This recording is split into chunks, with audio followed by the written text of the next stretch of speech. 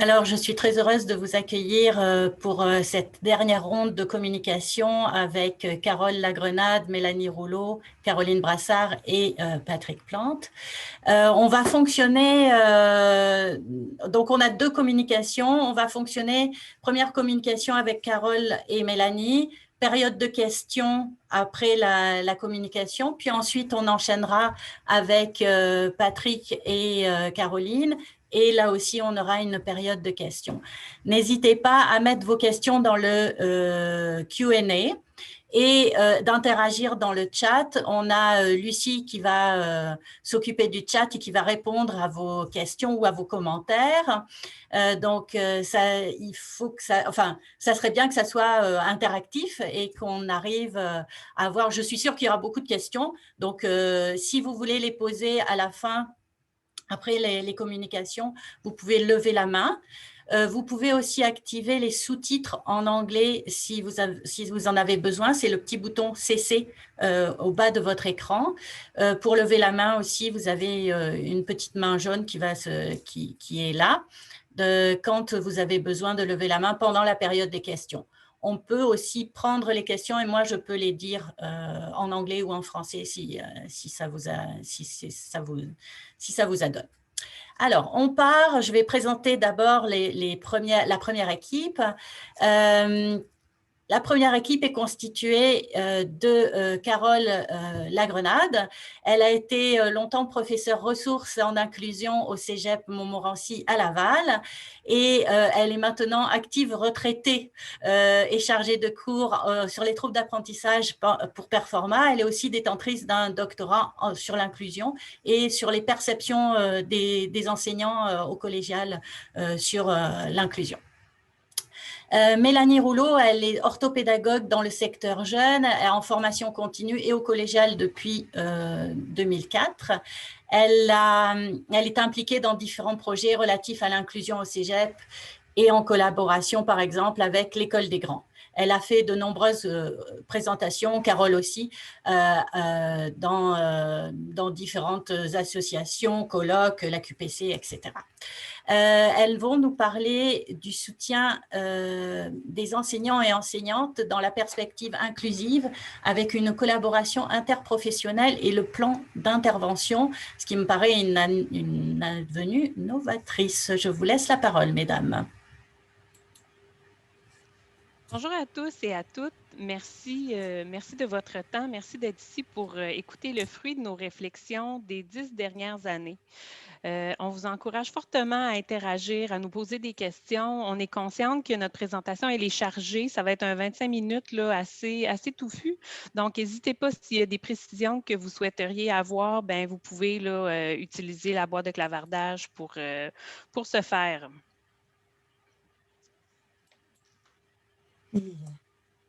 Alors, aujourd'hui, on souhaite vous présenter la démarche de plan d'intervention qu'on a expérimenté au cours des 10 dernières années dans notre pratique professionnelle. Alors, il ne s'agit pas ici du plan de service, un document administratif que les collèges doivent fournir au gouvernement afin d'obtenir les fonds nécessaires pour accommoder les étudiants en situation de handicap. Mais c'est vraiment une démarche pour soutenir des étudiantes et des étudiants en grande difficulté d'apprentissage ou d'adaptation, mais qui demeurent néanmoins très, très motivés. Donc, un très petit nombre finalement d'étudiants. On a campé notre réflexion dans le cadre du modèle de réponse à l'intervention qu'on appelle également RAI, qu'on va vous présenter succinctement après une brève mise en contexte du continuum de l'inclusion de la diversité au collégial. Alors voilà, on commence donc par une petite mise en contexte là, pour vous permettre de placer vos cerveaux à la bonne place.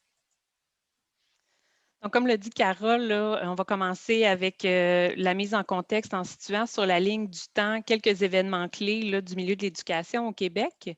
Donc, avec le dépôt du rapport parent en 1964, survient l'avènement de la réforme de l'enseignement, de la création du ministère et de la création du ministère de l'Éducation. L'objectif à l'époque était l'éducation pour tous, mais cependant, bien peu d'attention était accordée à l'enfance dite exceptionnelle. Dans le projet de loi sur l'instruction publique paru en 1987, on retrouve la mention du plan d'intervention dont la responsabilité incombe aux directions d'école. Un plan d'intervention doit être élaboré pour tout élève en difficulté d'apprentissage ou d'adaptation, ceux qu'on appelle aussi les EHDA.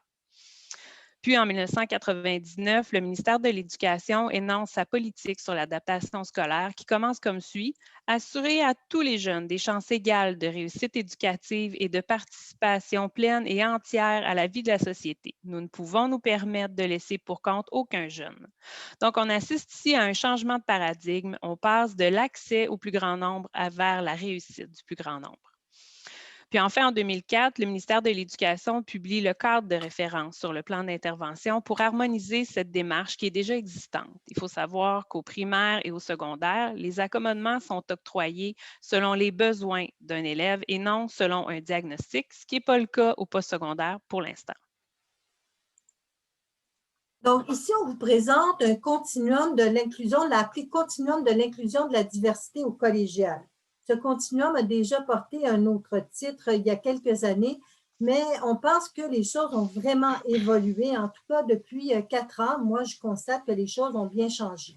Ce continuum, en fait, c'est celui que doit suivre l'enseignant. D'abord, les accommodements. Je pense que ça va de soi que les accommodements, c'est le point de départ, il faut les accepter, il faut se mettre en mode, au moins un mode intégration. Mais l'enseignant qui veut faire plus va souhaiter mettre en place des pratiques inclusives dans sa classe. Alors, pour ce faire, ça ne vient pas seulement de son intuition ou de sa bonne volonté. Pour ce faire, il faut qu'il s'inscrive lui-même dans une démarche réflexive et qu'il cherche des formations. Catherine vous a parlé tout à l'heure de leur communauté de pratique. Alors, c'est un exemple de lieu où le professeur peut aller chercher des ressources, peut discuter des stratégies qu'il veut emprunter et s'ouvrir encore davantage vers des équipes interprofessionnelles parce que comme enseignant, on a quand même des limites. Notre rôle est limité, on ne peut pas tout faire, on n'a pas toute la formation, mais de travailler avec d'autres au soutien des étudiants en difficulté et ceux en grande difficulté, c'est vraiment une ouverture vers une implication beaucoup plus grande des enseignants, implication qui est souhaitée depuis très longtemps. Alors maintenant, on va passer au modèle de réponse à l'intervention. Pour ceux et celles qui étaient à la rencontre d'ouverture, hein, on se souvient que Mme Novak l'a abordé un petit peu. Oui, c'est vrai. Je te laisse aller, Carole. Oui, d'accord. Le modèle de réponse à l'intervention, en fait, c'est un modèle qui existe depuis, qui est mis en place depuis plus d'une vingtaine d'années aux États-Unis, entre autres dans les modes, dans les ordres d'enseignement précédents, au primaire ou au secondaire. C'est un modèle qui a été conçu, entre autres, pour soutenir les interventions en lecture des enfants du primaire, avec objectif d'intervenir rapidement et de ne pas laisser pour compte les enfants qui éprouvent des difficultés. Finalement, c'est un modèle qui est en réaction à l'approche wait to fail, c'est-à-dire, on attend que tu te casses la binette et puis, ben là, peut-être qu'on va intervenir ou peut-être qu'on va dire, mon Dieu, c'est trop tard, on ne sait pas trop quoi faire avec toi, peut-être que tu vas reprendre ton année. Alors, plutôt qu'en arriver là, on décide d'avoir un enseignement efficace qui va pouvoir toucher la plus grande diversité et de travailler en collaboration partagée. On travaille en prévention aussi et la responsabilité, ce n'est pas seulement que la responsabilité de l'enseignant, la responsabilité de l'étudiant qui est en difficulté, mais c'est également la responsabilité de toute la communauté, ce qui fait appel à toutes les expertises en éducation. On vous propose ici une définition du modèle. En fait, ce n'est pas notre définition, c'est la définition qui a été proposée par Desrochers, Laplante et Brodeur en 2015. Alors, vous la lirez à tête reposée quand vous téléchargerez notre diaporama. Mais on voudrait, entre autres, vous permettre de regarder ce qui est en vert ici. C'est vraiment ce qui concerne le collégial, parce qu'on a transposé finalement le modèle au collégial. Et au collégial, c'est vraiment mettre en œuvre des interventions démontrées efficaces par la recherche au premier niveau d'intervention, c'est-à-dire par l'enseignant, et ensuite d'adapter l'intensité et la nature de ces interventions pour aider les étudiants en difficulté de plus en plus, avec de plus en plus d'intensité. Mélanie va vous présenter un petit peu comment ça fonctionne. C'est un modèle par palier. Le premier palier, c'est vraiment le terrain de jeu, je dirais, de l'enseignant. Puis après ça, viennent les collaborations interprofessionnelles. Donc, le modèle RAI est souvent illustré là, sous la forme d'un triangle. On voit bien là, les étapes successives là, qui composent le modèle à 3 niveaux. Donc, le modèle RAI reconnaît l'utilisation des pratiques inclusives qui sont basées sur un enseignement efficace qui devrait répondre à la majorité, et ce, dans le contexte le plus naturel, la classe. Ça correspond au premier niveau. Il reconnaît aussi que certains d'entre eux éprouveront tout de même des difficultés et vont nécessiter des interventions plus soutenues, par exemple des rencontres avec l'enseignant, du tutorat ou la fréquentation d'un centre d'aide, par exemple. Ces interventions sont de deuxième niveau. Toutefois, un très petit nombre d'étudiants demeurent imperméables à ces interventions. Ils souhaitent malgré tout poursuivre leurs études collégiales, ce qui nécessite la concertation entre les intervenants qui les entourent, ce qui nous amène aux interventions du troisième niveau. La recherche indique qu'environ 80 à 85 des élèves répondraient favorablement aux interventions du premier niveau. 10 à 15 nécessiteraient des interventions plus ciblées et soutenues du deuxième niveau, puis finalement 5 des élèves auraient besoin d'interventions plus ciblées, concertées et intensives, les interventions de troisième niveau. Donc, si l'étudiante ou l'étudiant ne répond pas de manière satisfaisante aux interventions des niveaux précédents, il est temps de passer au niveau suivant et de mettre en place des interventions ciblées. Qu'est-ce que ça veut dire? Ça veut dire des interventions qui répondent spécifiquement aux besoins de cet étudiant. Ensuite, des interventions intensives, c'est-à-dire qu'elles nécessitent des rencontres hebdomadaires ou plus avec une personne, plusieurs personnes, et des interventions qui sont concertées, c'est-à-dire qui répondent, qui sont établies selon un plan d'ensemble. Alors, le plan d'intervention qu'on vous présente, c'est une démarche de résolution de problèmes qui s'enclenche au troisième niveau de ce modèle. Alors, on va passer maintenant à la troisième section qui porte spécifiquement sur le plan d'intervention. Alors, on vous propose ici encore une définition qu'on vous invite à lire tranquillement quand vous aurez le diaporama entre les mains, mais c'est une définition qui vient du gouvernement du Québec, du ministère de l'Éducation, le document de 2004 dont Mélanie a fait mention au début de notre présentation. Alors, on voit ici qu'on vient avec cette idée de planification, d'action coordonnée, de démarche de concertation. On parle beaucoup de concertation, de coordination, aussi une démarche qui s'appuie sur une vision systémique, un adjectif qui existe dans la langue française et qui a une signification que certains refusent actuellement, mais ce n'est pas le sujet de notre présentation. Donc, vision systémique, c'est-à-dire dans notre cas, facteurs personnels, facteurs familiaux, sociaux, les facteurs scolaires. Et là, on se met en mode solution, en mode recherche de solutions. Alors, la démarche du plan, elle est en 4 phases. La première phase, c'est l'étudiant qui va rencontrer probablement un intervenant qui va lui faire part de ses difficultés, de sa volonté de poursuivre. Maintenant, l'intervenant va faire une collecte d'informations et on va, avec l'étudiant, trouver les bonnes personnes qui peuvent participer à une équipe qui sera formée et se rencontrera à la phase 2. L'équipe, donc, va planifier les interventions. À la phase 3, on met en place les interventions. Et finalement, à la phase 4, on révise le plan d'intervention et c'est reparti pour une nouvelle session. L'équipe du plan, maintenant, au cœur de cette équipe, c'est vraiment le projet de l'étudiant. Ça, c'est très important. Autour de lui se construit une équipe de travail qui vraiment est coordonnée, travaille ensemble pour lui. On trouve nécessairement le conseiller en service adapté, idéalement un conseiller, une conseillère pédagogique, des enseignants, un enseignant ou des enseignants, s'ils peuvent, s'ils le veulent, peuvent se joindre aussi d'autres personnes, même des personnes de l'extérieur du collège, qui peuvent soutenir l'étudiant dans sa démarche, par exemple un parent, un conjoint, une intervenante externe comme un orthophoniste, médecin, psychologue, ainsi de suite. Maintenant, chacun a un rôle. Ça, c'est bien important. Chacun a un rôle et doit s'en tenir à son rôle. Et ça, c'est primordial, s'en tenir à son rôle, mais travailler toujours ensemble, travailler de façon coordonnée. Alors, on voit l'enseignant peut adapter un suivi vraiment de première ligne, parce que c'est lui qui travaille en première ligne avec l'étudiant. Ensuite, le conseiller, la conseillère peut y aller avec ces mesures d'adaptation qui peuvent être modifiées. La conseillère pédagogique pour vérifier si on respecte bien les devis de cours, si on atteint les objectifs, si on démontre les compétences.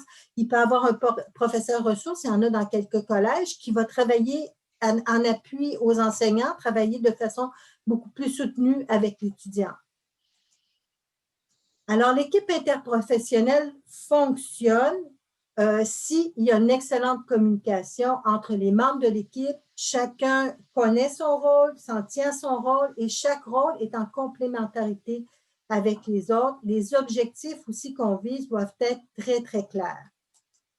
Maintenant, il faut que personnellement, on ait la volonté de s'engager. Pour ce qui est des conseillers en services adaptés, bien, eux, ils ont un petit peu l'obligation de participer à ça. Ça fait partie de leur mandat ou les autres intervenants au centre d'aide à l'apprentissage ou comment on l'appelle dans votre établissement. Alors, ça fait partie un peu de leur mandat.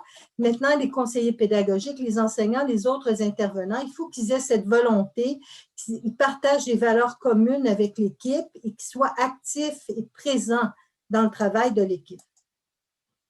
Pourquoi une équipe interprofessionnelle? Qu'est-ce qu'on cherche vraiment avec une équipe professionnelle? Bien, il y a une chercheuse, Emmanuelle Caro, qui a publié sa thèse en 2013. Elle travaillait sur les équipes interprofessionnelles dans le milieu de la santé. Et elle répond à cette question-là, d'abord parce qu'il est nécessaire de bénéficier des connaissances de plusieurs disciplines pour offrir un soutien optimal à des étudiants en grande difficulté, je le répète, et ensuite parce que les professionnels de différentes disciplines développent des modalités de pratique qui permettent de répondre de façon cohérente et intégrée aux besoins de la personne.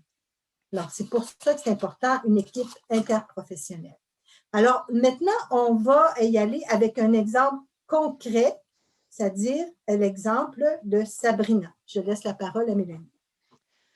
Alors, nous vous présentons Sabrina. Sabrina est une étudiante, évidemment, là, fictive, mais on s'est inspiré là, de plusieurs cas d'étudiants qu'on a rencontrés là, dans notre pratique.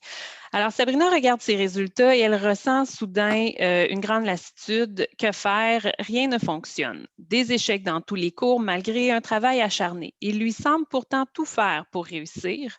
Même les accommodements que sa conseillère en service adapté lui a octroyés ne suffisent pas.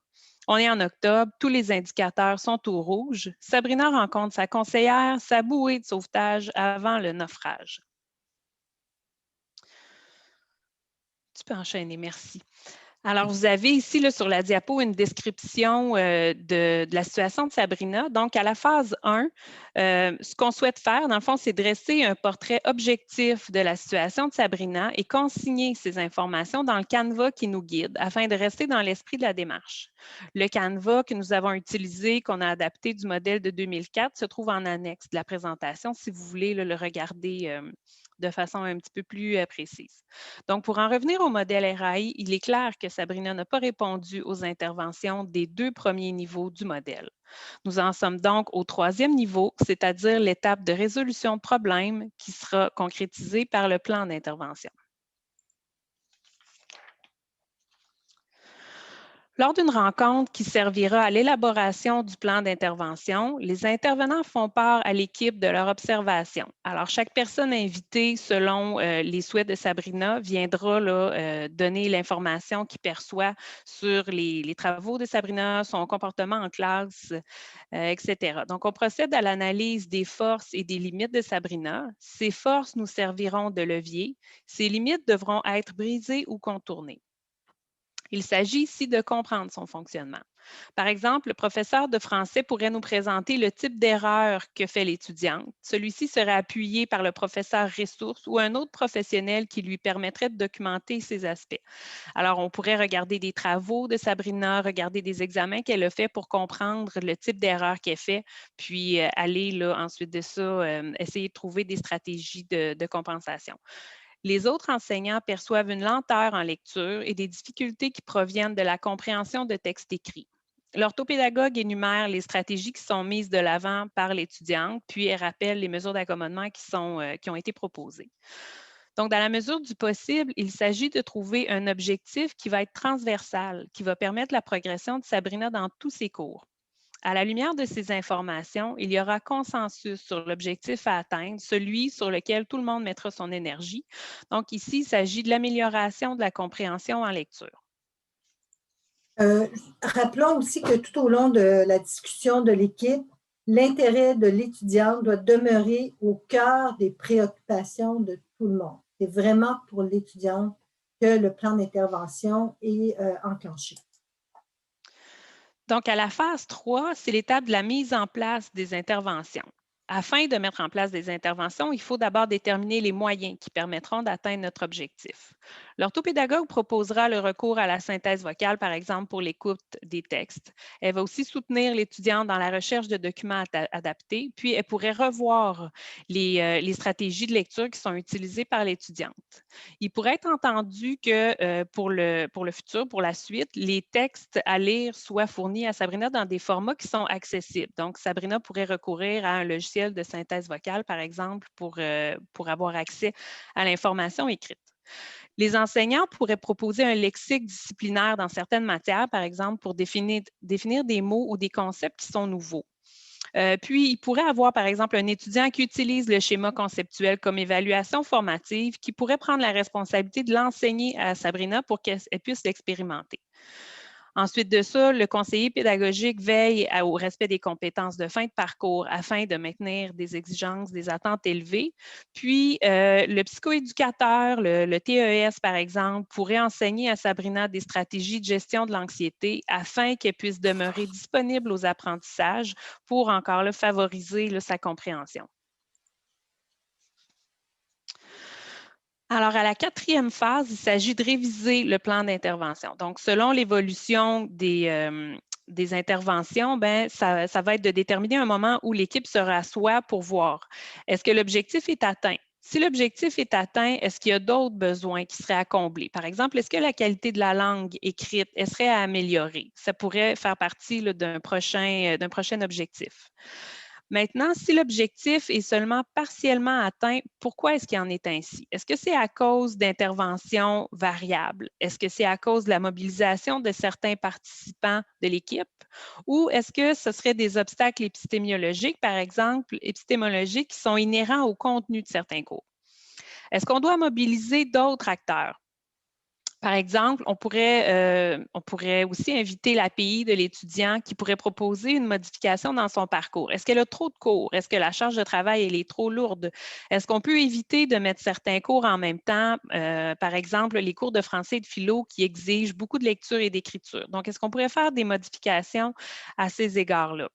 Est-ce que Sabrina a simplement besoin d'un peu plus de temps? C'est un gros objectif qui lui est quand même là, proposé. Donc, est-ce que c'est simplement une question de temps? Est-ce qu'on pourrait déplacer là, notre date là, de révision afin de lui permettre là, d'atteindre l'objectif? Puis, à plus long terme, si les interventions qui ont été mises en place ne fonctionnent tout simplement pas, est-ce qu'on pourrait impliquer, par exemple, le conseiller d'orientation et réfléchir avec Sabrina à son choix de programme pour entreprendre une démarche d'orientation qui ne serait pas guidée par un échec, mais plutôt par une réflexion constructive. Donc, il s'agirait de l'accompagner là, pour voir est-ce qu'il pourrait avoir d'autres programmes où on entre moins en conflit là, avec ses limites. Bon, alors voilà, on est rendu au terme de notre présentation. On vous a présenté en vitesse grand V, devrais-je dire, la démarche de plan d'intervention au collégial. On l'a illustré en partant d'un cas informé d'ensemble de situations auxquelles on a été confrontés, Mélanie et moi. Mélanie en tant que conseillère en services adaptés et moi-même en tant que professeure ressources en inclusion.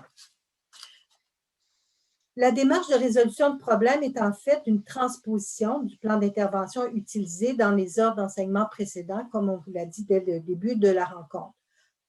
On a initialement proposé cette version avec deux autres collègues au congrès de l'Association québécoise des troubles de l'apprentissage, l'AQETA, en 2013. Et on a mis en œuvre le plan d'intervention dans notre pratique à quelques occasions par la suite. Parmi les frais rencontrés à sa mise en œuvre, il y a d'abord la difficulté de travailler en équipe interprofessionnelle pour des raisons organisationnelles ou des raisons même idéologiques.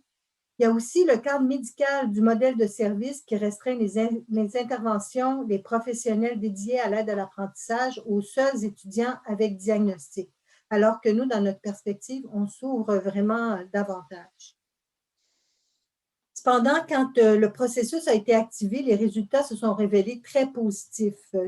S'il y en a qui veulent, on peut vous fournir un exemple de démarche complète. Si vous nous écrivez, nos adresses courriels sont au début de la présentation du diaporama. L'intérêt de camper notre réflexion dans le modèle de réponse à l'intervention est de montrer la place prépondérante de l'enseignant dans le soutien aux étudiantes et étudiants en difficulté d'apprentissage ou d'adaptation, que la difficulté soit inhérente à un trouble quelconque ou même à une situation circonstancielle. Les stratégies pédagogiques inclusives mises en place au premier niveau en classe satisfont près de 85% des étudiants, comme on l'a dit, lesquelles stratégies vous ont été largement présentées dans ce symposium. Étant donné son rôle de premier plan, l'enseignant ou l'enseignante peut diriger l'élève en difficulté vers des interventions de deuxième niveau qu'il ou elle peut entreprendre grâce au soutien de ses collègues. Donc, l'enseignant ou l'enseignante, quand il envoie l'étudiant en deuxième niveau, il reste quand même en contact avec l'étudiant. Il regarde qu'est-ce qui se passe parce que c'est lui qui l'a envoyé, c'est lui qui est intéressé par ce soutien-là. Et finalement, au troisième niveau, il peut aussi participer à ça parce que son rôle est restreint, donc il ne peut pas tout faire, mais il peut y participer et cette participation-là peut lui permettre d'apprendre des nouvelles choses qu'il va pouvoir adapter après ça au premier niveau de la démarche avec l'ensemble de ses étudiants. Alors voilà, on a terminé notre présentation et puis on est prête à répondre à vos questions. Merci à toutes les deux. Merci Carole et merci Mélanie. Moi, j'ai beaucoup aimé votre présentation. Est-ce que je vais demander aux participants, est-ce qu'il y a des questions? Si vous avez des questions, levez la main. On va vous donner la parole. On va débloquer vos micros. Questions? Pas questions?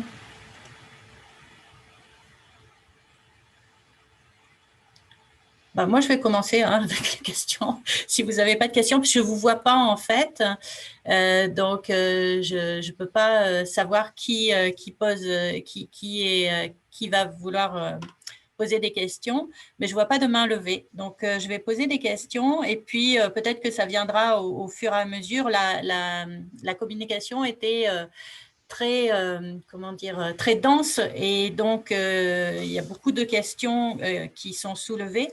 D'abord, merci pour cette idée de synergie entre les différents professionnels. C'est vraiment très important à mon avis. Puis j'aurais aimé que Effie, ma collègue, soit là aussi pour appuyer cela. Je voulais savoir, à la fin, Carole, vous avez dit qu'il y a des résistances idéologiques. Est-ce que vous pouvez préciser là-dessus? Oui, c'est un peu... parce que oui, je peux préciser. Je pense que certains enseignants ne sont pas ouverts à la discussion avec, par exemple, les conseillers pédagogiques ou les conseillers en services adaptés. Ils considèrent qu'en étant les spécialistes de contenu, ils sont capables d'intervenir dans leur classe. C'est eux qui sont le plus aptes à intervenir dans leur classe, à modeler les accommodements si qu'il faut. Ils ne sont pas du tout ouverts à ça. Je pense qu'il y a comme une espèce de culture, peut-être dans certains départements, certains collèges, qui encouragent ça. Donc, c'est de ça que je parlais, idéologie. Mais c'est important. Organisationnel, parce que je pense que ce n'est pas favorisé. Je pense au Collège Montmorency, par exemple, où le service d'aide à l'apprentissage est à un endroit dans le collège, et puis le service de soutien pédagogique, il est complètement de l'autre côté. Donc, je veux dire, travailler déjà sur les espaces sont tellement éloignés les uns des autres que travailler ensemble, c'est pas naturel. Tout à fait, mais ce que tu disais sur l'idéologie, c'est important parce que c'est au cœur de votre démarche où vous voulez mettre tout le monde ensemble. Donc, c'est important de préciser ça. Et c'est bien dommage parce qu'en fait, certains, il y aurait vraiment beaucoup à apprendre des autres, en fait. Travailler en équipe, c'est toujours gagnant pour les étudiants. Ce que j'ai beaucoup aimé aussi, c'est que vous disiez que l'étudiant est au centre de la démarche, ce qui rejoint beaucoup la pédagogie inclusive aussi, donc ça c'est intéressant. Et par contre, je vais me faire l'avocat du diable, le dialogue avec les services adaptés, il se fait quand même, on reçoit des lettres d'accommodement, on reçoit les étudiants, on sait qu'il faut donner les accommodements, donc comment vous voyez ça? Ça serait plus organique, ça serait plus présent? Mélanie, tu peux répondre? Oui. Bien, en fait, si on compare les ordres d'enseignement, ce que je peux parler de mon expérience, dans le fond, parce que étant issue du secteur jeune, bien, pour moi, mettre des mesures d'accommodement, proposer des adaptations et tout, c'était des réflexions qui se faisaient en équipe. On parlait de culture tantôt là, au secteur jeune, là, je parle au primaire et au secondaire, bien, on est une équipe, chacun connaît bien son rôle, ses limites aussi, puis c'est très naturel d'aller voir un collègue, par exemple, bon, moi, je me pose une question sur un de mes étudiants, bien, je vais aller voir l'orthophoniste, je vais aller voir la psychologue, je vais aller voir sa prof pour avoir justement l'information que je recherche, alors que ce n'est pas nécessairement quelque chose qui est fait au postsecondaire, ce qui est très dommage parce qu'un cégep, ça regorge de gens très compétents avec des expertises très poussées.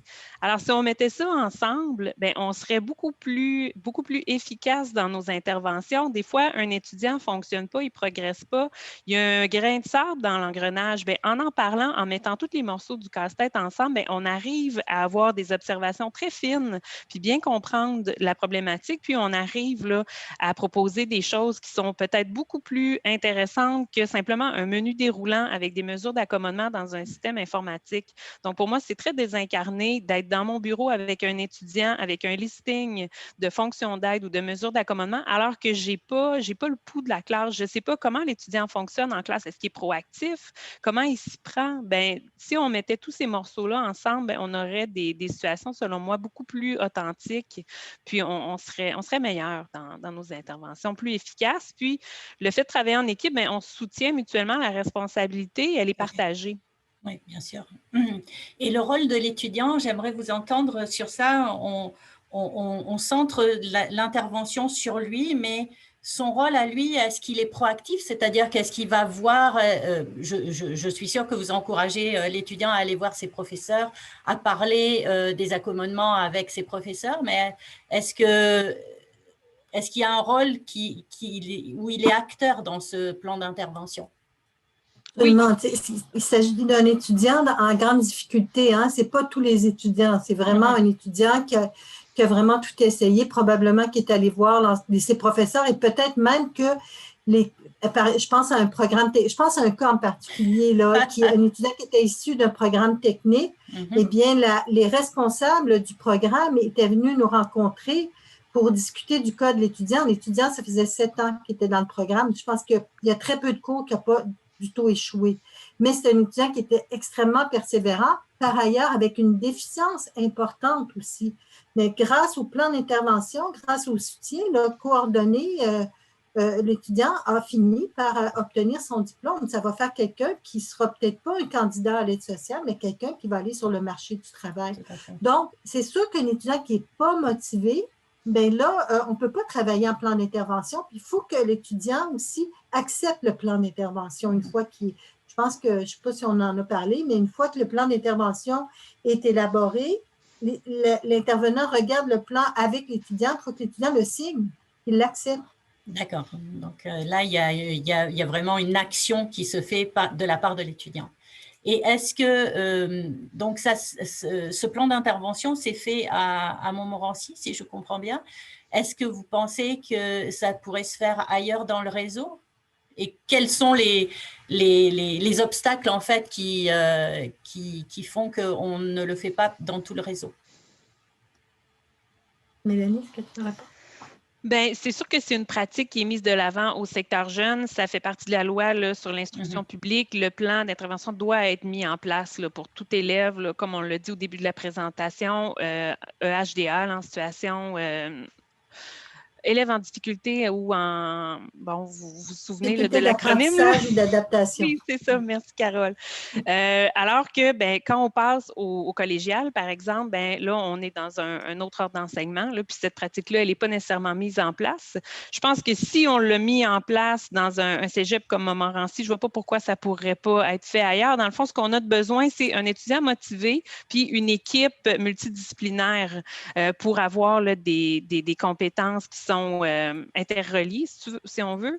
Donc, pour moi, je ne vois pas de frein. Je pense que ça prend des gens ouverts, des gens intéressés. Puis, comme on l'a dit, ce n'est pas une pratique qui est très courante pour plein de raisons, pour plein d'obstacles. Et pourrait le devenir si on avait la possibilité là, de travailler en équipe davantage. Bon, les cultures se changent tranquillement, donc pourquoi pas? Puis, ça peut être très favorable pour l'équipe, mais pour l'étudiant, pour l'enseignant aussi, là. Alors, merci beaucoup. Je vois dans le Q&A un commentaire de Nathalie. Est-ce que vous voulez prendre la parole, Nathalie, ou est-ce que vous voulez que je lise le commentaire?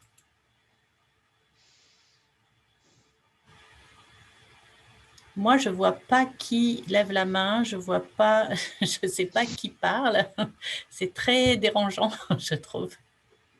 J'ai levé la main, mais je ne sais pas si ça fonctionne. Ben, moi, je ne vois rien, en fait. Je ne vous vois pas. C'est terrible. Allez-y, Nathalie. Oui. Mais j'ai ouvert aussi ma caméra. J'espère que ça fonctionne. Je crois que le Zoom de ce matin était bizarre, là, mais en tout cas, ce n'est pas grave. En fait, moi, j'adore votre modèle, là, puis je trouve que, Madame Lagrenade, vous avez mentionné un des enjeux, c'est peut-être la crainte de certains professeurs là, d'aller vers ce type d'intervention-là. Mais ce qu'on a vécu chez nous, c'est que la pandémie a aidé à concerter tous ces gens-là. Donc, le prof rencontrait la conseillère CSA, puis là, plutôt, parce que nous aussi, c'est opposé, là, le centre de services adaptés et la direction des études. Donc, ils sont vraiment à l'opposé. Puis c'était facile de dire, on va regarder si ton ou ta CP est libre, on va l'amener dans la discussion pour voir comment on pourrait trouver une solution pour la difficulté ou le défi là, que le professeur amenait de ce côté-là. Mais je pense que ça, c'est un des plus grands défis, c'est comment amener les gens ou faciliter la concertation. Avez-vous des petits trucs de ce côté-là à nous donner?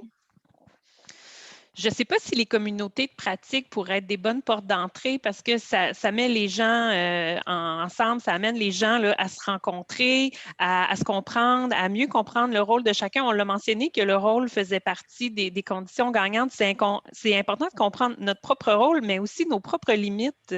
On n'est pas bon dans tout, puis on n'est pas capable de tout régler non plus. Puis je veux dire, profitons de l'équipe là, qui est sur place dans les institutions là, pour justement essayer là, de réfléchir ensemble. Donc, peut-être que ça pourrait être une porte d'entrée. Je sais qu'il y en a de plus en plus sous diverses formes, mais c'est peut-être une bonne façon justement là, de briser les silos. Je pouvais donner un exemple aussi. Pas si on m'entend? Oui. Oui, OK. C'est ça, l'exemple, c'est que on avait un étudiant, le seul cours qui lui manquait, c'était son dernier cours de philosophie. Et tout son parcours en philosophie avait été très difficile. C'est un étudiant dysphasique. Et là, on a rencontré toute l'équipe. On avait l'orthopédagogue. On avait même pensé peut-être changer son parcours. On peut faire des modifications. C'est très rare. il est possible de faire des modifications. On était presque rendu là, mais en rencontrant le professeur de philosophie, la coordination du département de philo, il y avait l'orthopédagogue, on était une équipe, on a discuté, l'étudiant ne voulait pas être présent, mais il était d'accord, il était conscient, il savait qu'on se rencontrait. Et puis, on a regardé l'objectif, la compétence à démontrer, qui est la dissertation philosophique. On s'est rendu compte qu'il n'y avait absolument pas de frein à rédiger la dissertation en partie. Parce que l'étudiant, ce qu'il faisait, c'est que quand il commençait à rédiger, son premier paragraphe, ça allait, puis après ça, il partait, comme on dit en bon québécois, sur une fripe, puis il s'en allait à gauche, à droite. Là, je dis, ça n'avait pas comme plus de sens, parce que lui, dans son esprit, ça faisait du sens, mais sur le papier, ça n'avait pas de sens. Il ne faisait pas de faute, rien, mais c'était sa pensée qui était très, très confuse sur papier. Alors que s'il allait en partie, il rédigeait le premier paragraphe, après ça, un deuxième, un petit peu une journée ou deux plus tard et tout ça, il arrivait à faire quelque chose de cohérent. Et puis, il a réussi, il a fini. C'est sûr que ce n'est pas inscrit en philosophie à l'Université de Montréal après, mais il a réussi, puis on n'a pas eu besoin de modifier. Et ça, c'est grâce à la collaboration, même de son prof qui, au départ, il était un peu réticent. Là. Lui, il n'était pas sûr du tout de ça, là. Mais il connaissait tellement l'étudiant, ça faisait 3 sessions qu'il passait avec lui, fait qu'il connaissait vraiment quasiment personnellement. Donc, grâce à ça, on a réussi à faire passer un étudiant, mais à le faire passer, j'aime pas cette expression-là, mais c'est-à-dire que l'étudiant a réussi son parcours et a obtenu son DEC. Nathalie, est-ce que vous pouvez dire de quel cégep ou université vous êtes? Oui, bien, moi, je suis au cégep Édouard-Montpetit, donc, puis on a commencé une communauté de pratique là, cette session-ci, c'est nouveau avec notre projet pair là, que j'ai parlé dans un autre atelier, mais ça aide le projet pair, mais on a à peu près 30 profs qui participent à ce projet-là, puis à la grandeur de l'institution, ben, c'est 600 profs qu'on a, donc on cherche à un peu, j'aime pas le mot contaminer parce que je trouve que ça fait comme convaincre de force un peu, là, mais on cherche à disséminer en tout cas la bonne, l'information, là, puis je trouve ça très aidant parce qu'on est à réfléchir, là, à développer quelque chose sur l'inclusion l'an prochain, donc de plus institutionnel, je vais le mettre comme ça. Merci. Alors, j'ai une question aussi de Marie-Christine Isabelle. Est-ce qu'elle veut poser sa question? Autrement, je peux la dire. Marie-Christine Isabelle. Non? Je ne vois pas les gens qui... je vais poser la question de Marie-Christine à Mélanie. Excellente présentation déjà. J'aimerais savoir... Est-ce que vous m'entendez? Ah oui, parfait. Oui. Oh, désolée. Allez-y. OK. Donc, j'aimerais savoir, vraiment, votre présentation est excellente, c'est très inspirant. Je vous remercie beaucoup pour votre partage. J'aimerais savoir, si on parle d'étudiants, évidemment, ça prend des étudiants motivés. Vous aborderiez comment le fait qu'un étudiant serait moins motivé, par exemple, mais qui aurait besoin quand même d'intervention du niveau 3? C'est une grosse question, là, mais on se la pose tous un peu, je pense. Mais selon moi, la motivation, puis le fait que l'étudiant soit engagé, c'est un peu une condition de base parce qu'on ne peut pas mobiliser autant de gens autour de lui si, premièrement, l'étudiant lui-même n'est pas engagé. Puis je le sais que des fois, des étudiants qui ont des grands besoins, mais ne viennent pas vers nous, puis on les approche, puis on entre en contact avec eux, puis on n'a pas de nouvelles, puis on s'aperçoit au final que l'étudiant est en échec.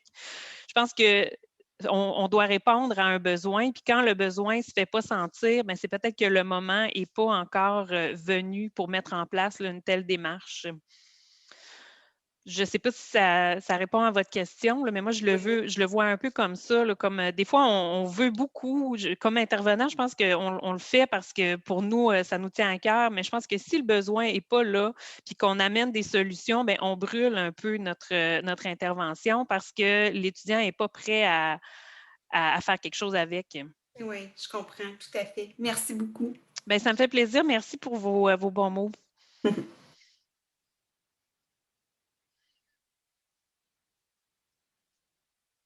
Est-ce que vous avez d'autres questions?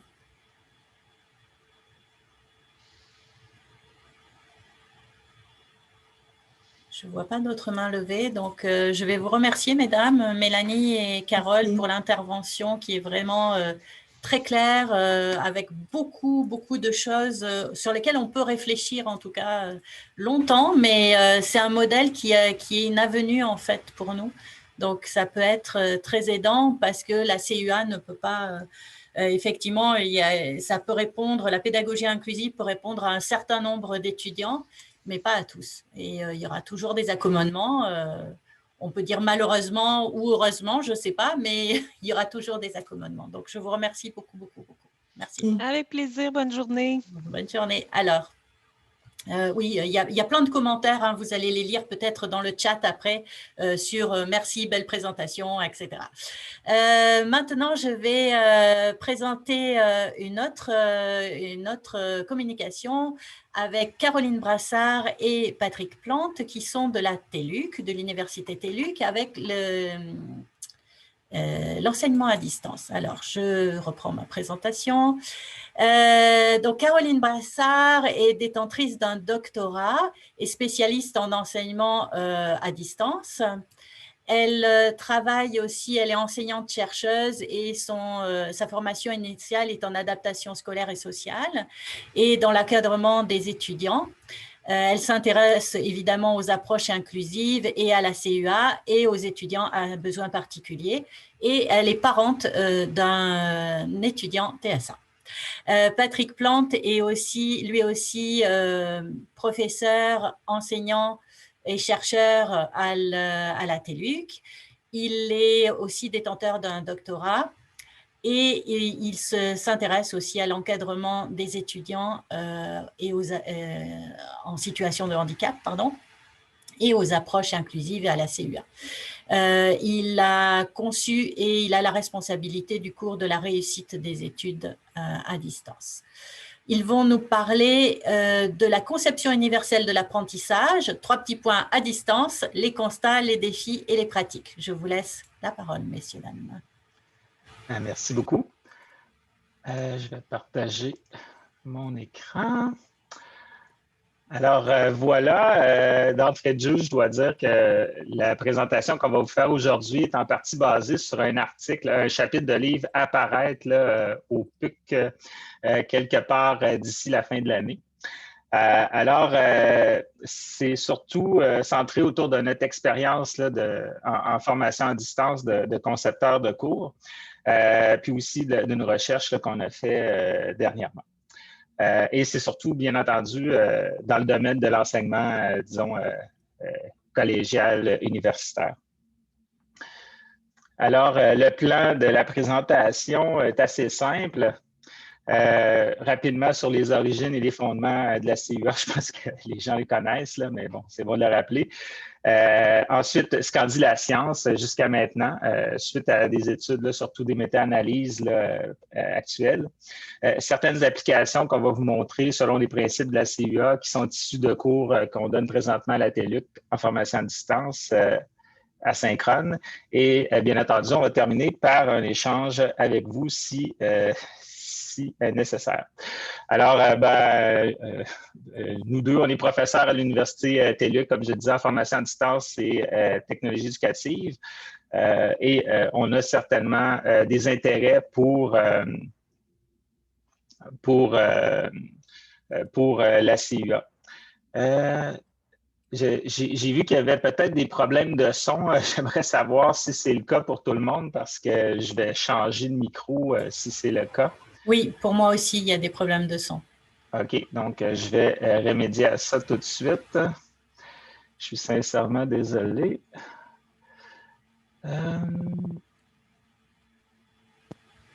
Est-ce que ça va mieux maintenant? Super. Parfait. Bon, donc très bien, il faut le dire, hein, ça fait surtout au début. Donc, Caroline, je vais te laisser poursuivre. Donc, comme on l'a précisé tout à l'heure, on est tous les deux professeurs à la TELUC et notre université est une université 100% à distance. Elle a été créée il y a presque 50 ans maintenant. Et l'objectif de la TELUC, c'était de rendre le savoir accessible.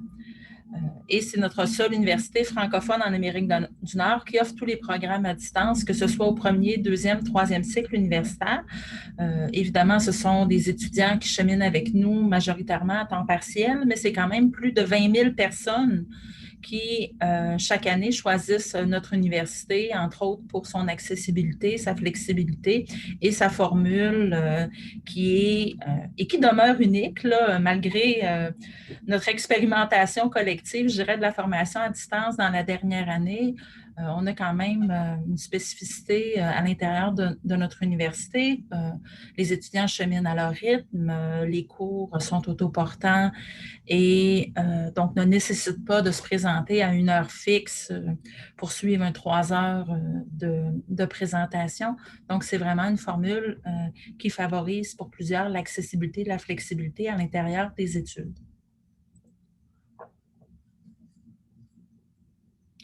Donc, tout d'abord, on voulait vous revenir sommairement sur les origines des fondements de la conception universelle de l'apprentissage.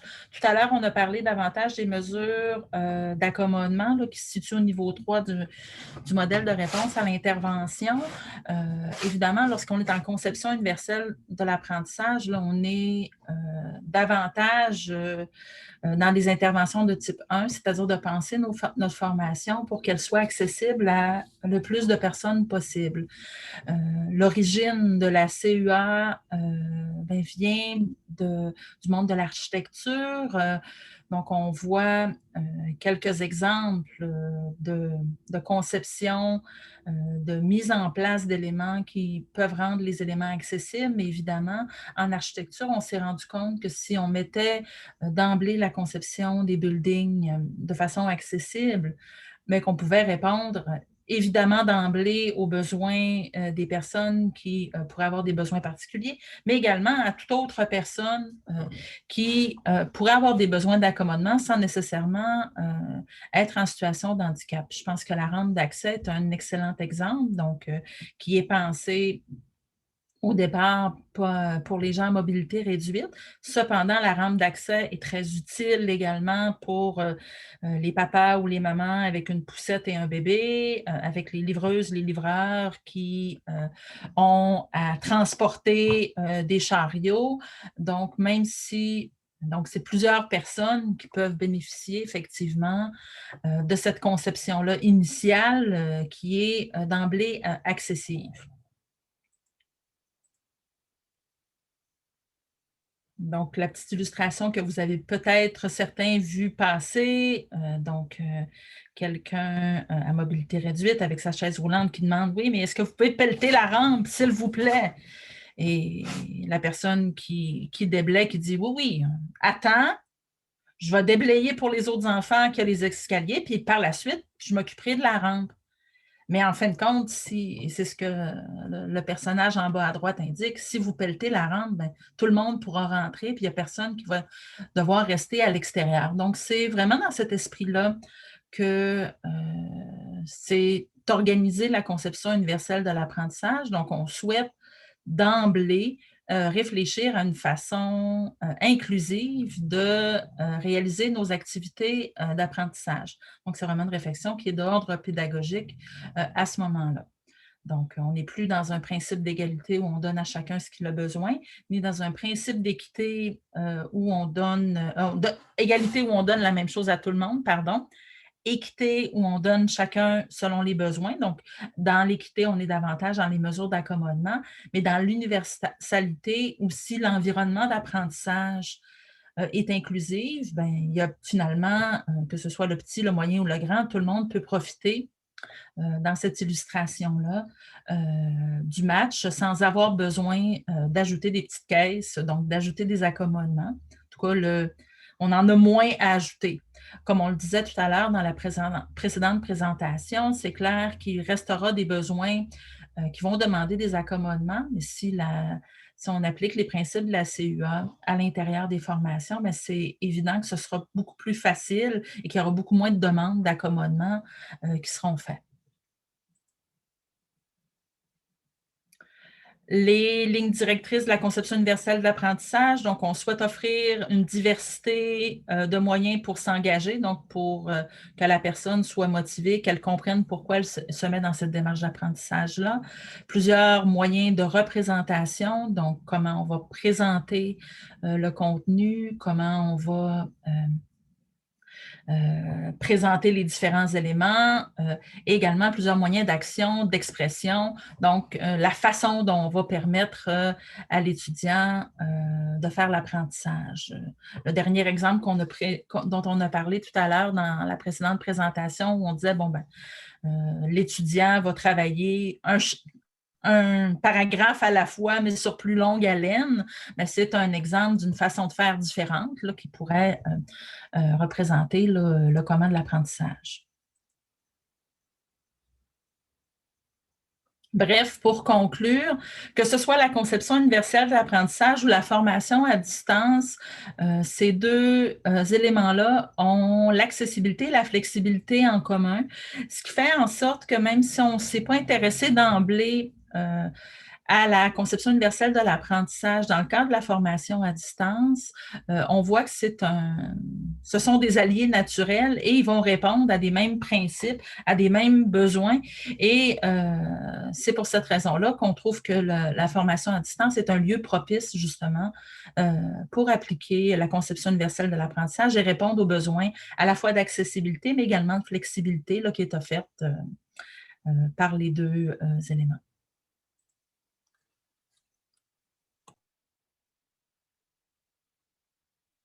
Pour conclure, évidemment, lorsqu'on est dans un principe de conception universelle d'apprentissage, la variabilité des différents étudiants qui sont avec nous, ce n'est pas, c'est la règle, mais ce n'est pas l'exception.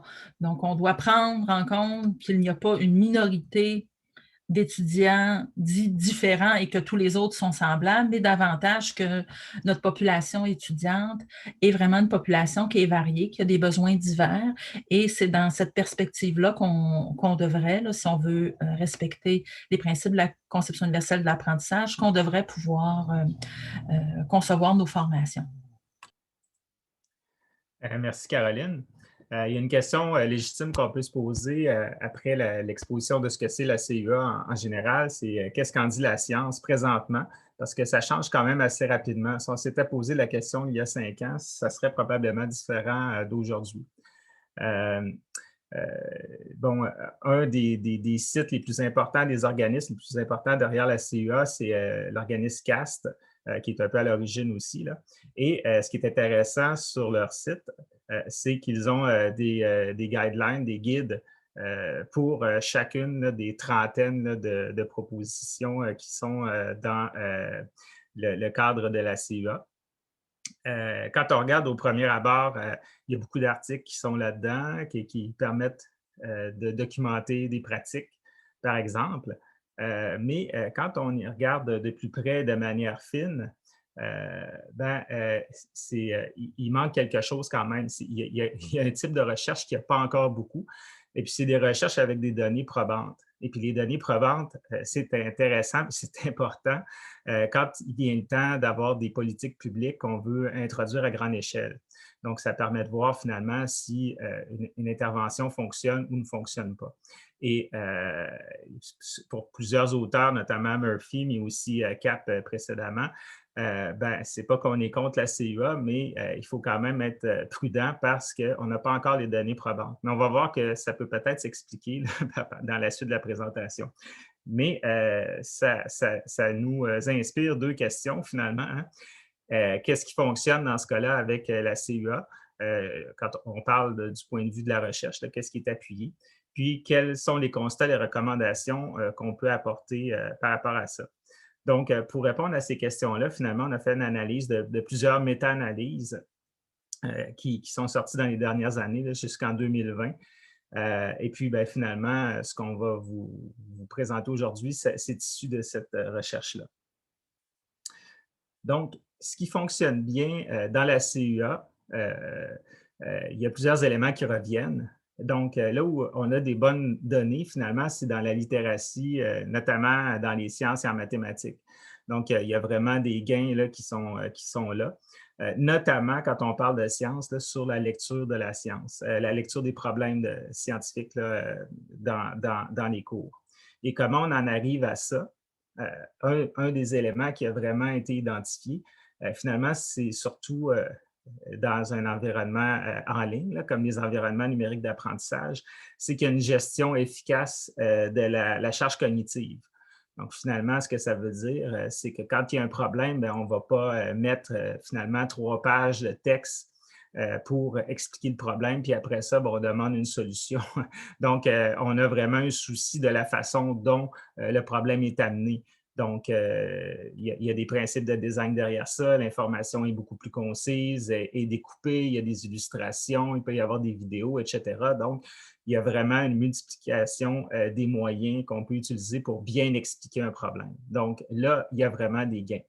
Et ce qui est intéressant, c'est que les résultats augmente non seulement pour les gens qui sont considérés en difficulté, mais aussi pour les autres. Mais ce sont les gens en difficulté où il y a une amélioration plus sensible.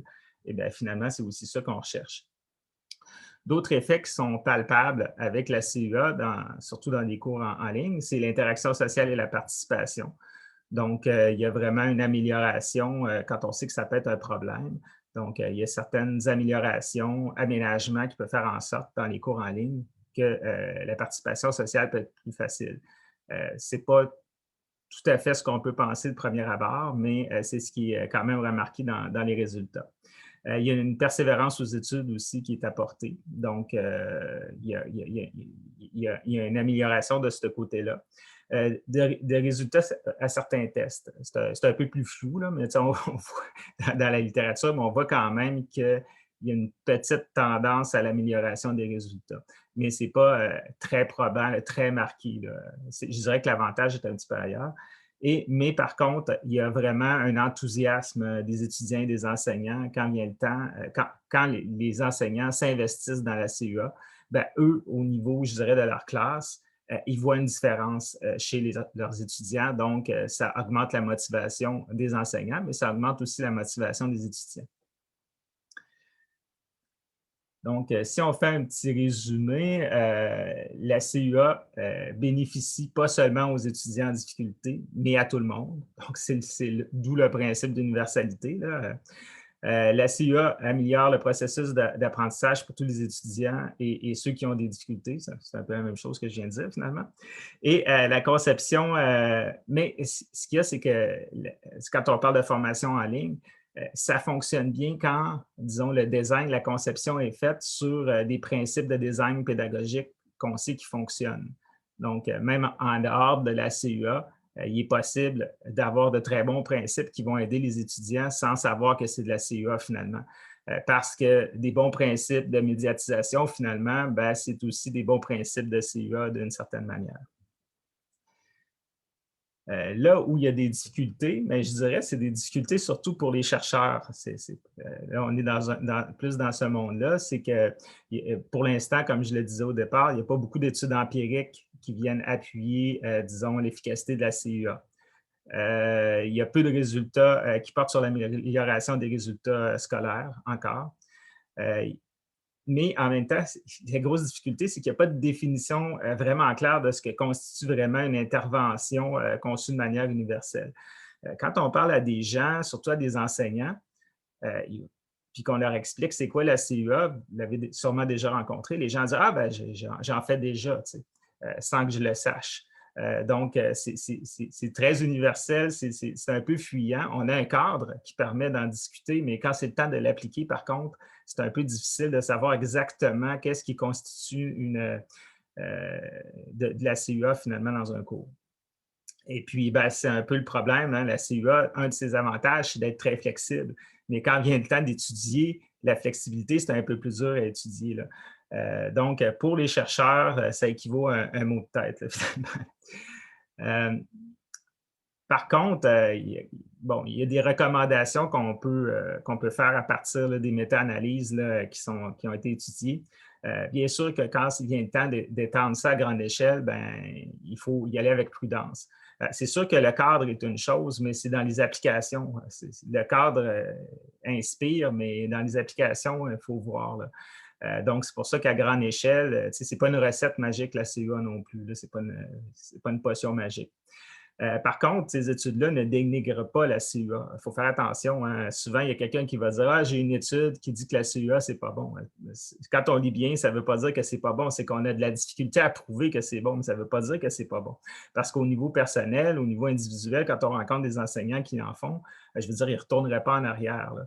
Mais on a de la misère à bien saisir ces éléments-là pour pouvoir les étudier. Il y a un réel potentiel. Tout le monde, même ceux qui critiquent la CEA, dans le fond, qui critiquent l'étude de la CEA, vont dire que quand même, il y a un potentiel, mais il faut être capable de le saisir. Et une fois qu'on a dit ça, la CEA, c'est quand même hyper intéressant parce que ça donne une structure aux gens qui ont vraiment un souci pour l'intégration, pour l'amélioration, je dirais, aussi de l'enseignement pour tout le monde. Donc, de ce point de vue-là, il ne faut pas rejeter la CEA. Par contre, du point de vue de la recherche, il faut trouver des meilleurs moyens pour l'étudier. C'est ce que ça veut dire.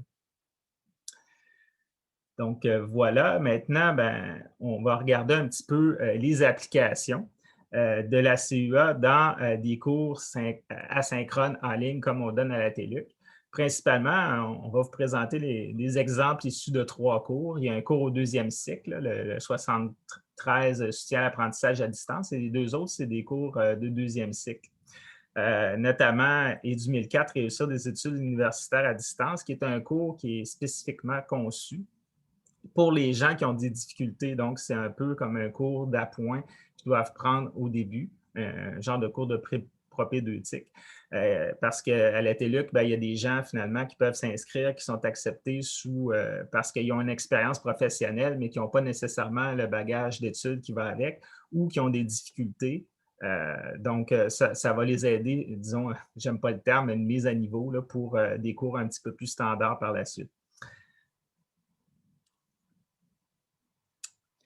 Donc, un des premiers exemples qu'on a d'application de la CEA, c'est en lien avec les moyens d'engagement. Donc, de donner du sens et pour parler en très mauvais français, et de permettre aux gens d'avoir davantage de motivation en leur présentant différents choix. Donc, dans le cadre du cours sur le soutien à l'apprentissage, l'étudiant peut utiliser 9 démarches différentes pour s'approprier le contenu et il peut également dessiner des éléments de contenu qu'il souhaite suivre. Donc, l'exemple qu'on voit ici, c'est les 9 démarches possibles pour s'approprier le contenu sur le soutien à l'apprentissage à distance. C'est-à-dire que l'étudiant peut se placer dans une posture analytique, donc une posture plus traditionnelle dans laquelle l'étudiant va faire une recherche traditionnelle, donc va analyser beaucoup de textes de la littérature et va pouvoir par la suite déduire des connaissances. Donc, une analyse critique, une modélisation, l'analyse d'intervention et dans cette orientation-là. Également, il peut se placer dans une démarche plus expérientielle, donc une posture dans l'action, où là, à ce moment-là, il va concevoir des outils, planifier une intervention, planifier un guide. Donc, pour s'approprier le même contenu, un exemple, le tutorat à distance, mais il pourrait faire une recherche sur le tutorat, créer une intervention sur le tutorat, ou sinon, il peut se mettre dans une posture réflexive. Donc, lui, il a déjà une pratique de tutorat, il veut réfléchir sur sa pratique et en tirer certains constats. Donc, à la lumière de certains textes, mais pas autant que dans une posture analytique, il pourrait faire la démarche. Donc, c'est une façon de permettre à l'étudiant de choisir lui-même ce qui lui ressemble. Et on a également, dans l'autre diapo, la même possibilité de choix au niveau des éléments de contenu, que ce soit les caractéristiques du soutien, les types d'activités d'encadrement ou les activités d'apprentissage. Donc, en permettant à l'étudiant d'avoir des choix sur des éléments qui le rejoignent davantage, on est dans une démonstration de conception universelle qui va permettre à l'étudiant davantage de trouver sa propre signification dans sa démarche. Donc, c'est un exemple d'application qu'on a à l'intérieur d'un cours. Oui, dans un autre cours, Edu 1004, le cours dont je vous ai parlé à l'instant, le pourquoi de l'apprentissage va aussi avec la motivation dans les études. Donc, d'entrée de jeu dans le cours, on travaille sur la motivation des étudiants, pourquoi ils sont là. Et puis, il faut que ça vienne d'eux.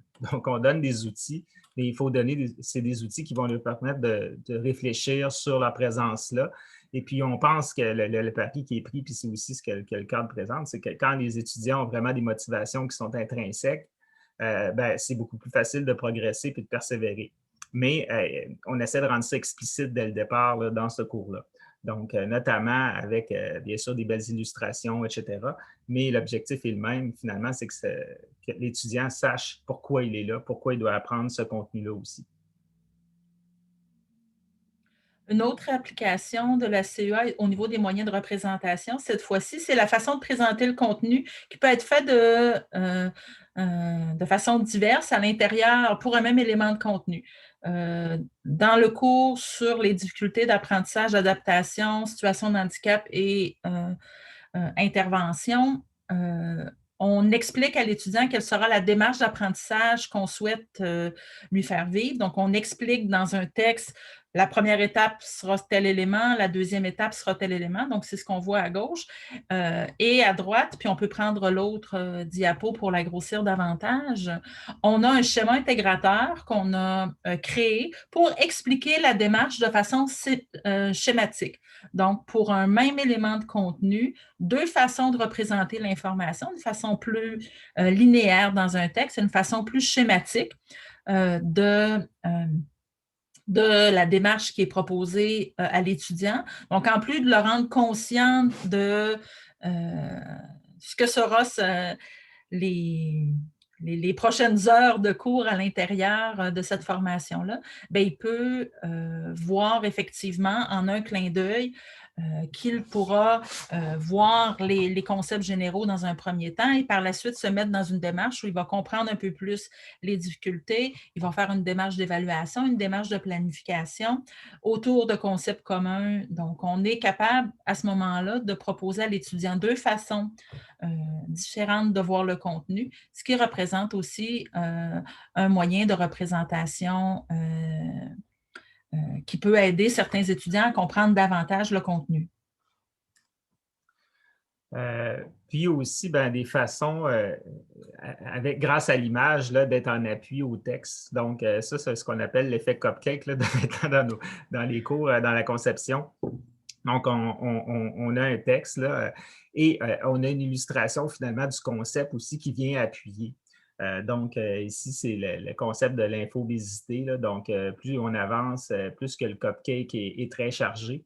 Donc, ça permet par analogie là, un peu de comprendre, de voir un peu le concept différemment.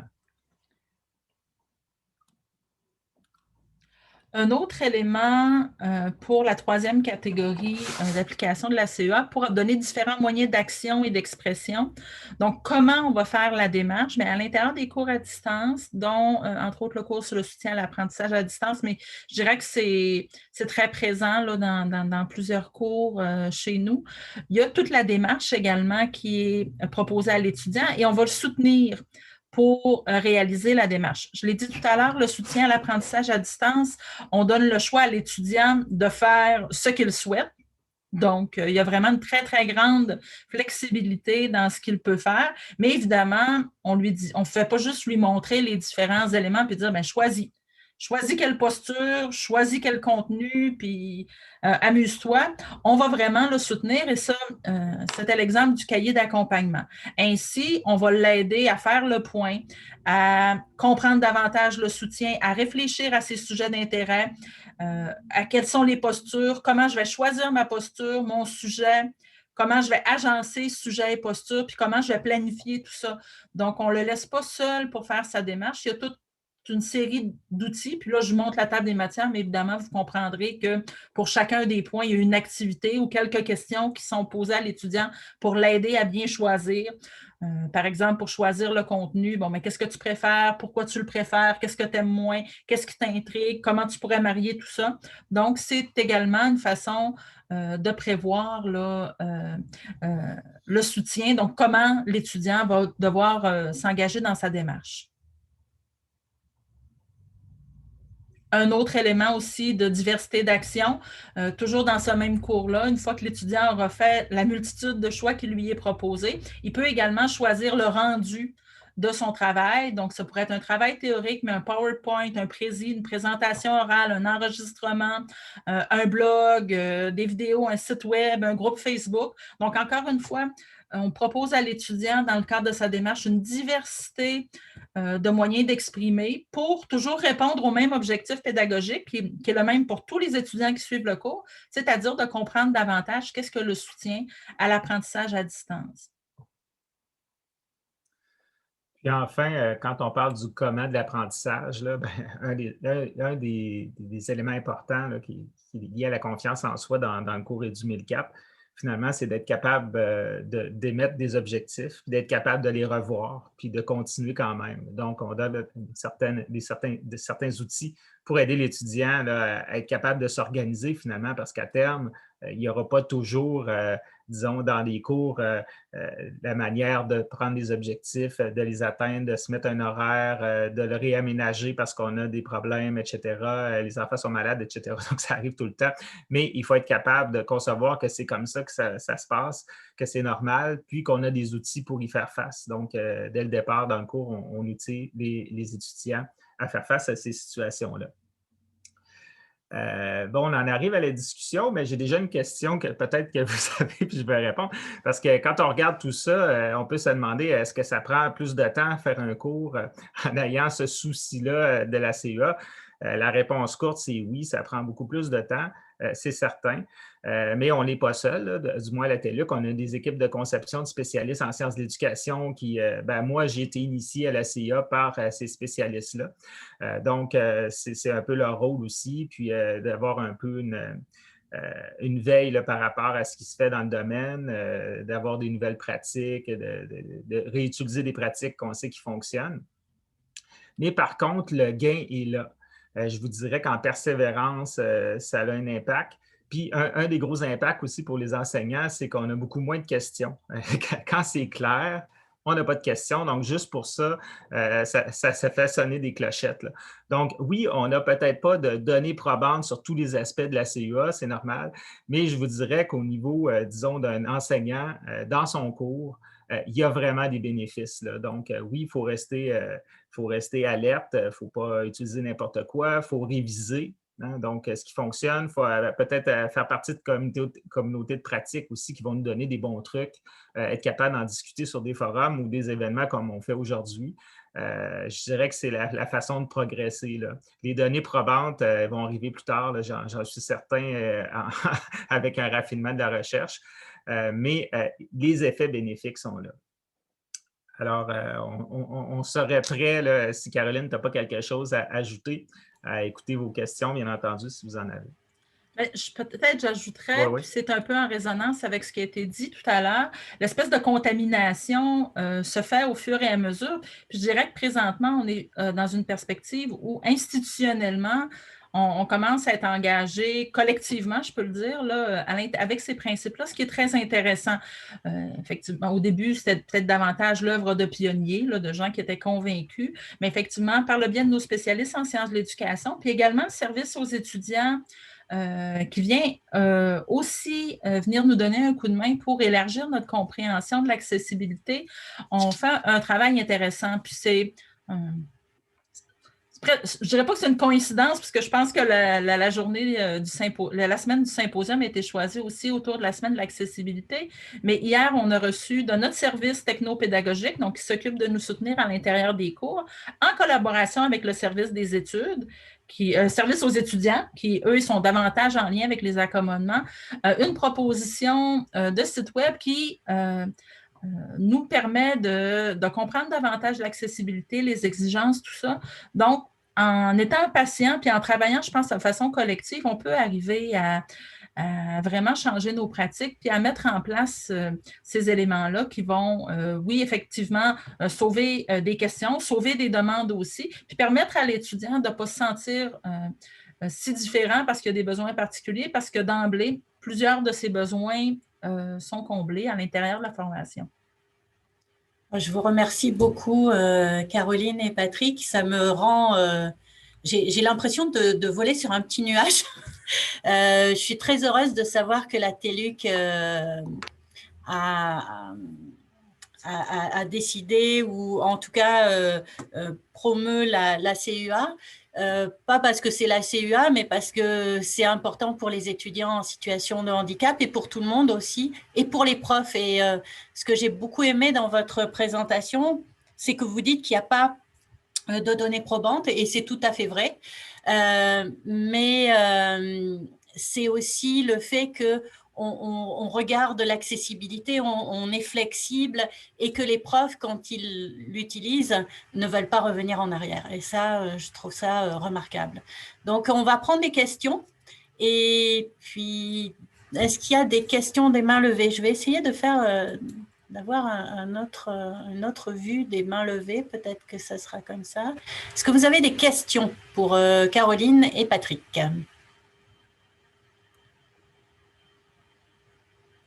Il y avait un commentaire de Carole Lagrenade qui disait bel exemple d'interprofessionnalité, hein, de collaboration interprofessionnelle, quand vous avez dit que les pédagogues, etc., travaillaient avec vous. Donc, est-ce que vous avez des questions? La parole est à vous.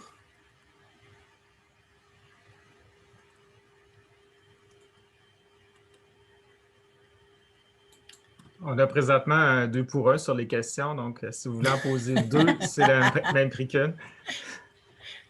Ah oui, alors il y avait, alors je sais pas, je crois que c'est Madame Morin, Jacinthe, mais je suis pas sûre parce que je vois ça. Elle disait très belle présentation, et aussi pour les exemples. Merci pour les exemples concrets aussi. C'est vrai que c'était très aidant. Les évaluations se font comment? Il y a plusieurs formats, là, mais je dirais, bon, dans le cours dont j'ai parlé, moi, c'est un cours un petit peu plus particulier. Comme je disais, c'est des gens qui sont au retour aux études ou qui ont des difficultés. Donc, les évaluations, bien entendu, sont très flexibles.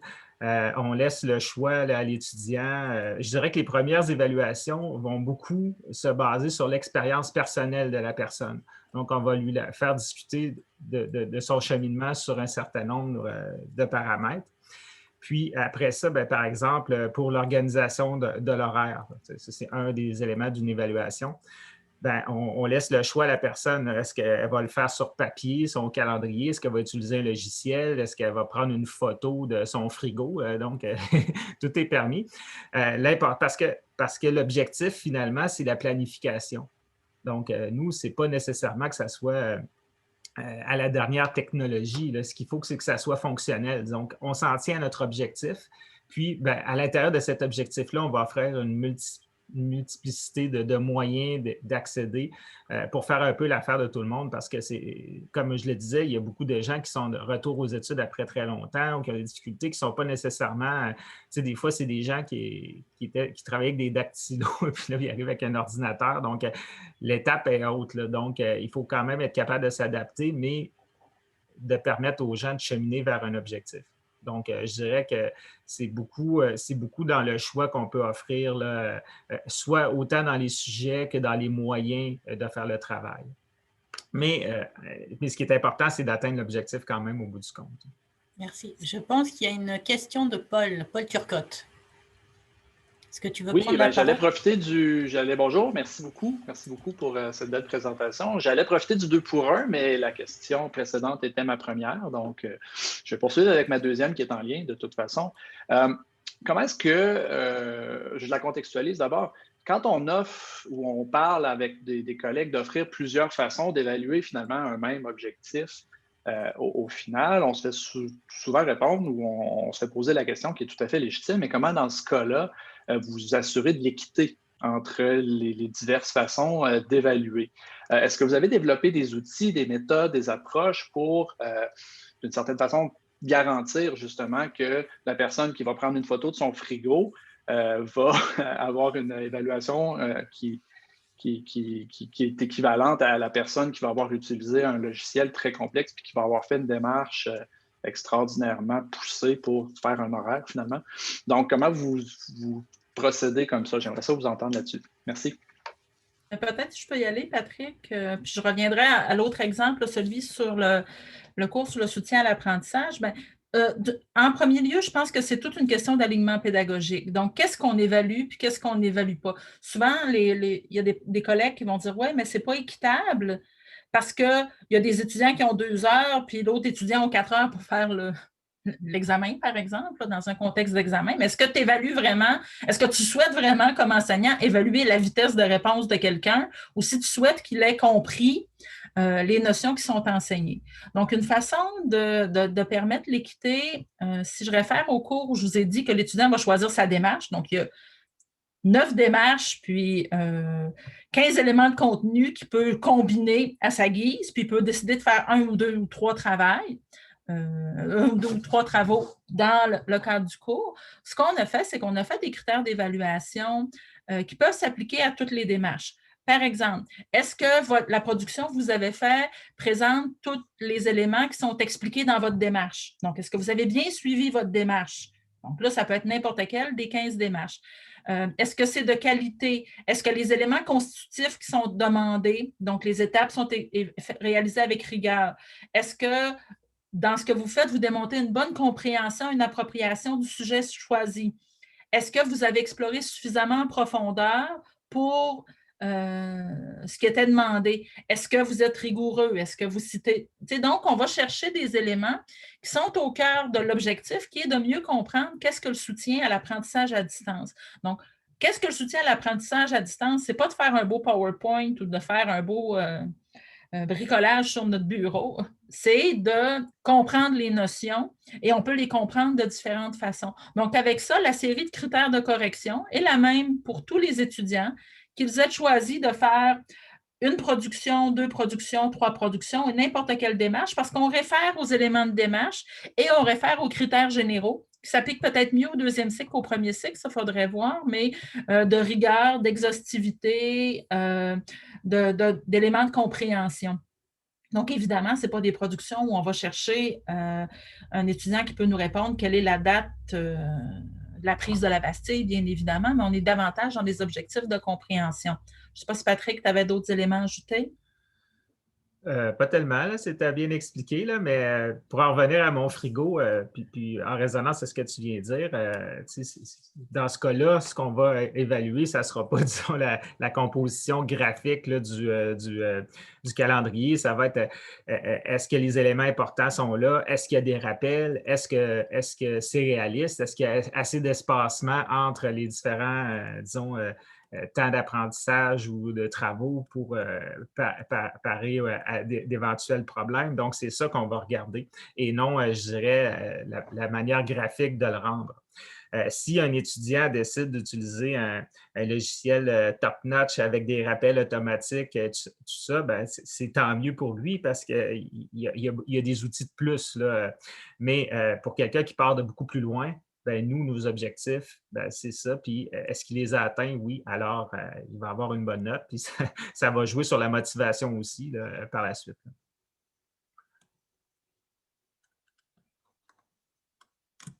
Excusez-moi. En fait, la grande question, c'est qu'est-ce qu'on évalue, hein? C'est toujours au cœur de notre démarche. Qu'est-ce qu'on doit évaluer réellement? Et ce que disait Caroline est très juste. C'est pas le temps qu'on évalue. Enfin, si je dois poser comment on appelle ça, si je dois faire une piqûre en 3 minutes parce que le patient va mourir, là, oui, je vais calculer le temps, ou en 3 secondes plutôt, parce que 3 minutes, ça peut être long. Mais si c'est répondre à des questions de compréhension, je me souviens d'un étudiant qui avait beaucoup de mal dans les fonctions exécutives, hein, dans le processus de réflexion, et il mettait 4 heures à me rendre sa compréhension de texte, mais c'était bon. Et les autres mettaient 20 minutes. Ça, c'est autre chose. Après, c'est une question de savoir si on a le temps de faire ça ou pas. Mais voilà. Mais vraiment, c'est vraiment l'évaluation qui est importante et comment on l'évalue. Est-ce que vous avez d'autres questions? Commentaires, questions? J'ai eu dans le Q&A quelqu'un qui me demandait, qui voudrait approfondir tous les éléments qui sont dans votre présentation. Et même pour Carole et Mélanie, toutes les présentations sont sur la plateforme et sont accessibles. Donc, puis n'hésitez pas, je suppose, à contacter nos présentateurs, présentatrices. Je pense que ça leur fera plaisir de répondre à vos questions. Autre question? Il nous reste 2 minutes.